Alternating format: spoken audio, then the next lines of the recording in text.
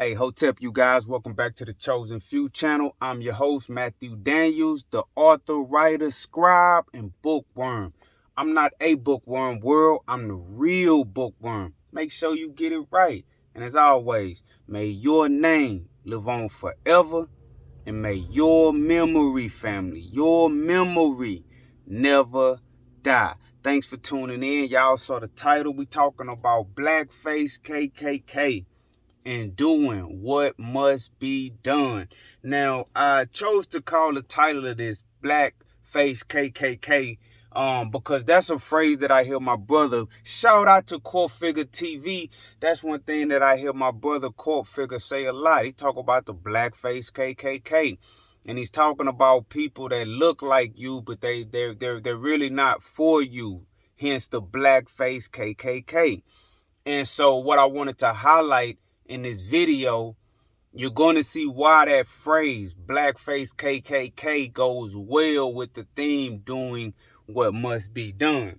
But this is the book I'm going to talk to y'all about today, family. You know I'm the real bookworm, the Underground Railroad Records, okay? Get this book, the Underground Railroad Records. If you don't have this in your library, get it in your library, family. It's a lot of actual documents about what was going on the actual Underground Railroad when some of the slaves would escape to freedom. It was a guy named William Steele who kept and acquired a lot of records, and when people would escape to freedom, he would quite often get their stories before they in like Philadelphia, before they went on to Canada or before they went on to another part of the North, wherever they were going to go to enjoy their freedom. And so there is a stockpile of direct information, direct sources from the horses' mouths themselves, people escaping to freedom, how they actually escaped to freedom. There's letters that's passed back and forth between people who were part of the Underground Railroad, conductors on the Underground Railroad. William Steele knew Harriet Tubman personally. There's documents in here where people actually arrived. They're talking about, oh, Harriet Tubman just arrived with another group of people that she was freeing. It's powerful. But what I want to talk about today is blackface KKK and doing what must be done. One of the stories that he talk about in here, right? One of the stories that he talk about in here is real important, right? Look at what he says. Now, this is the story about a man named Charles Gilbert. May your name live on forever and may your memory never die. This guy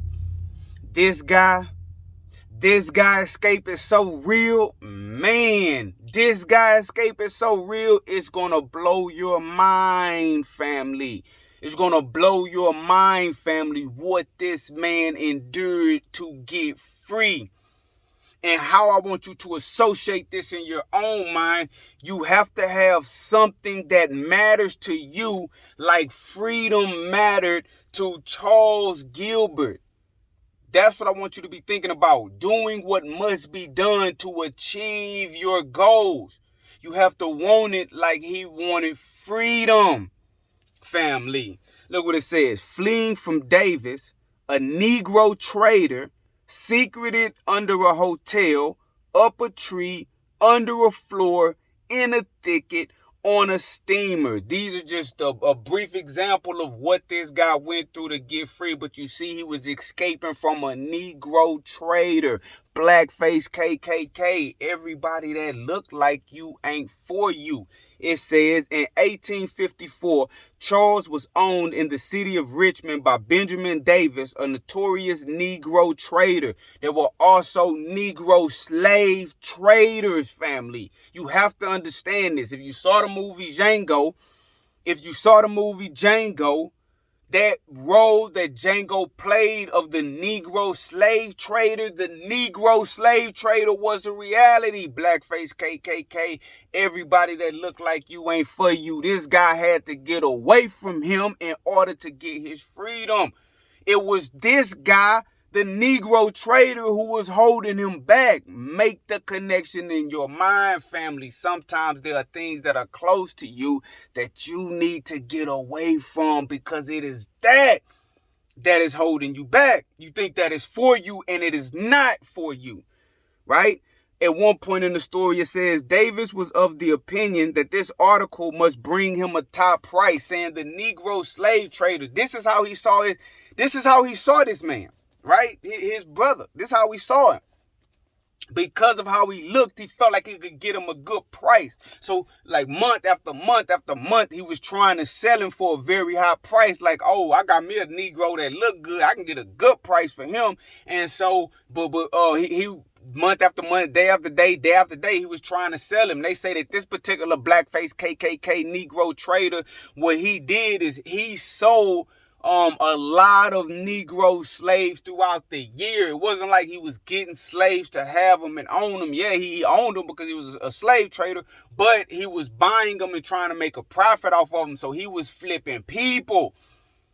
You had some Negroes that owned slaves, but sometimes they were just trying to help people get free. But no, he was flipping people. Blackface KKK. At one point in the story, it says, right?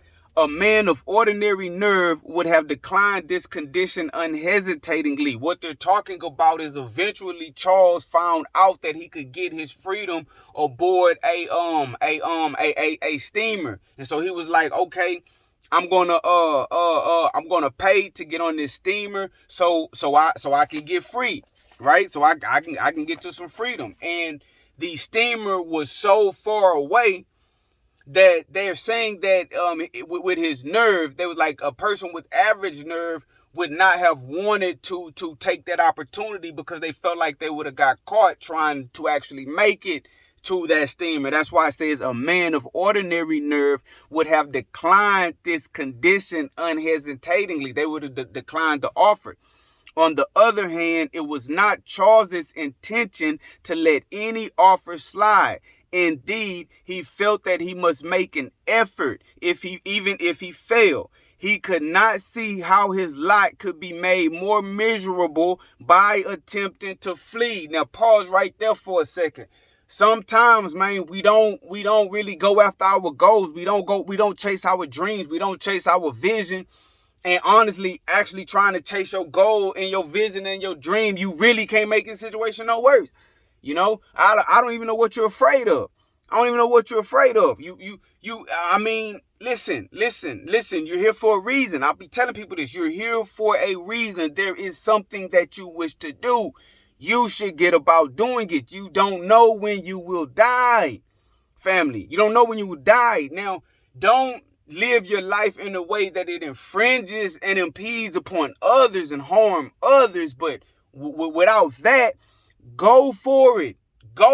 Follow your heart. You get what I'm saying? Even if it may be difficult. This guy, freedom meant that much to him. So even when there was others around him who wouldn't even have the nerve to try, freedom meant that much to him. What is your freedom? You're not a slave. I'm not a slave. But what is your freedom? What means that much to you that you have more nerve to attempt it than others? What is your freedom? Go for it, family. Go for it. And so the story goes on to say that when he first ran to escape, now this is going to take a while. He was on the run for weeks, months. So where he first tried to go was to his friends, his family, his relatives, obviously to go hide out.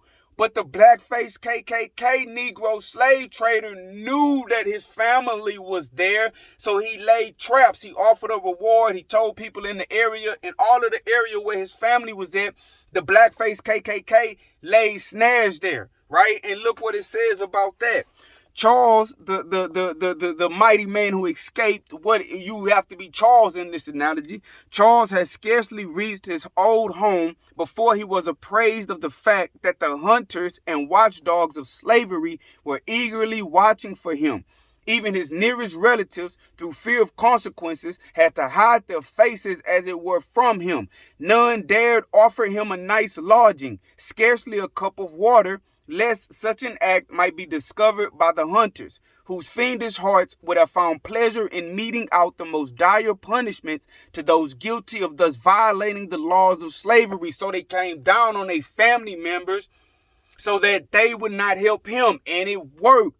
nobody in his family would even help him because they feared the punishment. But have you ever been in a situation, right, where you felt like you couldn't even get assistance from your own family? Now, whatever the reason behind that is, that's between you and your family. But can you relate? Can you relate? But guess what? Freedom meant more to him. And he was like, well, if I can't go to my family, if I can't go to my friends because they're afraid to help me because the consequences to them were serious. He had to understand that too. He was like, well, you know what? I'm not going to go back to slavery. You know what he did? He found an abandoned hotel and he slept under the hotel. Look what it goes on to say. Thence he sought shelter, neither with kinsfolks, Christians, nor infidels, but in this hour of his calamity, he made up his mind that he would try living under a large hotel for a while. What means so much to you that you would live under a hotel for it? Or what means so much to you that you would just slightly decrease your standard of living? Some people, maybe if you want to achieve your goal, let's say you're trying to save a certain amount of money, but the rent that you're paying is $1,500 a month. And based on your bills and how much you make, you know that paying $1,500 a month, you're not going to never be able to save that amount of money because you can only put away $20 a paycheck and you need to put away $100 a paycheck. Whatever the case may be, right? But what is your freedom? What means so much to you that you will be like, you know what? I'm going to go ahead on and maybe for the next 2 or 3 years, I'm going to get out of this $1,500 rent and living situation. I'm going to find something smaller and cheaper, and I'm going to just deal with that just so I can save the money for now because I can't magically give myself a raise. The only way I can get more money now is to cut expenses, right? Live here for a couple of years while I put this money to the side, execute my goal, then pop back up in something bigger and better. Time is an illusion. Once you pop back up in something bigger and better, the feelings associated in living in something small will go away. It'll go away. Time is an illusion, family. But what means so much to you? You asleep under a hotel. Now, what did this man have to eat? Groceries getting high right now. I know we feeling bad. I know we complaining, but do you have it as bad as Charles? But Charles kept pushing. What you gonna do? Yeah, grocery getting high. You can't eat how you used to eat, but let's look at what Charles was eating on his road to freedom. In consequence of these fears, he received his food from the slop tub, securing his diet in the darkness of night after all was still and quiet around the hotel. To use his own language, the meals thus obtained were often sweet to his taste. The man was so hungry, the slop tasted sweet to his taste. Right? Now, I'm not saying that, don't get me wrong, that's not a condition that anybody want to be in. But he was willing to be in that condition for that freedom. What is your freedom, family? Maybe you got to eat beans and rice for a minute. Maybe. But at least you got beans and rice. You ain't got slop. And you ain't living under a hotel. But if you had to live under a hotel to achieve your goal, your own life, your own planet Earth, listen, this real talk. 100,000 years ago, it wasn't no houses, hotel. It wasn't none of this anyway. Human beings was just getting it out the mud, literally. So the human being is built to survive. How about you survive for a minute so you can thrive in the future? You got to think about the future. May your name live on forever and may your memory never die. But what ended up happening is one day a little boy crawled under there, right? A little boy crawled under there, saw him hide, was about to discover him hiding under the hotel. He barked like a dog, scare off the little boy. Little boy tell his daddy. He hear the conversation. He's under there. He hear his daddy say he gonna find a dog and kill the dog, maybe a rabid dog. Growling at his son. So he like, oh, I gotta shake the spot. You know where he went next? Did he go back to slavery, family? He can't go to his friends. He can't go to his family. He can't go back. He don't got to connect to the Underground Railroad to all the way get free. He just making moves, family. He just making moves, spur of the moment, man. So what he do? Do he go back? No, he climb a tree. He spent a day in a tree, family. What is your freedom, family? He therefore climbed up a large acorn tree and there passed an entire day in deep meditation. No gleam of hope appeared, yet he would not suffer himself to think of returning to bondage. Sometimes you have no hope, but you can't go back. Burn the bridge behind you. Don't go back, family. What means this much to you? So he bounced around for a while. He was up a tree. He hid in the thicket. You know, he did a whole lot of incredible stuff. He eventually went back to the hotel. But then you know what happened, family? The ancestors. Things moved on his behalf, man. His mama came through. My mama done came through for me a lot of times, family. My mama done came through for me a lot of times, family, when I was gone. My mama reached out and he'll pull me out the muck and I'm going to help you get back on your feet. I'm going to help you get right. I'm going to help you get back on the straight and narrow. I'm going to help you get cleaned up. It was my mama. You know what?